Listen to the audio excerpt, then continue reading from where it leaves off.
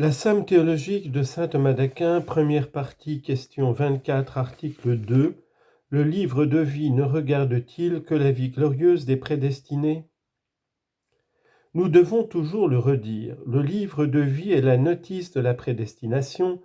Or la prédestination ne regarde la vie de la grâce qu'autant qu'elle se rapporte à la vie glorieuse, car ceux-là ne sont pas prédestinés qui reçoivent la grâce sans arriver à la gloire éternelle. Donc le livre de vie renferme seulement les noms des prédestinés à la gloire éternelle. Sommaire. Le livre de vie regarde proprement la vie de la gloire, puisqu'il renferme les noms de ceux qui sont élus de Dieu. Réponse. Il faut dire ceci.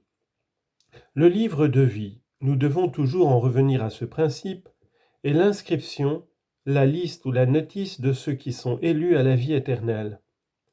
Or l'élection produit un double effet. D'abord, elle élève l'homme à une chose qu'il ne trouve point dans sa nature. Ensuite, elle fait de cette chose la fin qu'il doit remplir.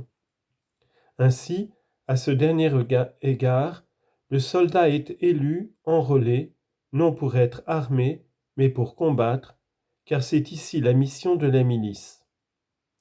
Quelle est donc la fin qui est au-dessus de la nature de l'homme ? C'est la vie de la gloire, comme nous l'avons montré dans la question précédente.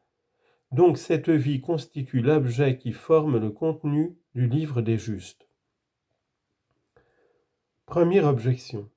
Qu'est-ce en effet que ce livre, sinon la notice, pour ainsi dire, la connaissance écrite de la vie ? Or Dieu connaît par sa vie toute autre vie, donc le livre de vie concerne surtout la vie de Dieu, et non pas seulement la vie des prédestinés. Réponse. La vie divine qu'on l'appelle glorieuse ou comme on voudra, se trouve naturellement en Dieu. Il ne pourrait donc y avoir pour lui ni d'élection, ni par conséquent de livre de vie. Car on ne dit pas que l'homme est élu au sens de la vue, au raisonnement, ni à quoi que ce soit qui tient à sa nature. Deuxième objection. La vie naturelle vient de Dieu tout aussi bien que la vie glorieuse. Si donc le livre de vie concerne la vie glorieuse, il doit regarder aussi la vie naturelle. Réponse. Cette observation répond au deuxième argument. La vie naturelle n'admet ni élection ni livre de vie. Cette observation, il s'agissait de la réponse à la première objection.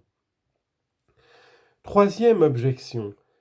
Tels sont élus à la grâce qui ne le sont point à la vie de la gloire, car on lit, dans l'évangile de Jean, chapitre 6, verset 71, « Ne vous ai-je pas choisi tous les 12, et parmi vous il y a un démon. » Or, le livre de vie, comme nous l'avons dit, c'est l'enregistrement, pour ainsi dire l'inscription de l'élection divine. Donc le livre de vie doit renfermer aussi les noms des élus à la grâce.